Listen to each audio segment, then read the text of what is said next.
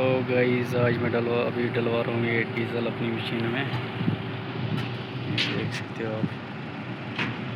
Boom इसलिए उठाना पड़ रहा है कि वहाँ से गाड़ियाँ जा रही हैं। बाकी व्यू चेक करो। वो रोलर वाला उस्ताद लगा हुआ, वहाँ पे मिट्टी डाल रहे हैं, बेड बन रहा है वो। ये लगा है उस्ताद, वहाँ से डीवीएम पड़ रहा है उस साइड से। डीवीएम हो रहा है, उसकी वीडियो बनाऊंगा मैं भी अगर मुझे मौका मिला। वैसे तो काम चल रहा है, मुश्किल ही है।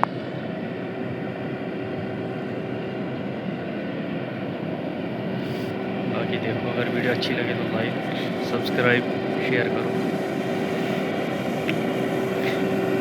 यार हमारा डंबर उस्ताद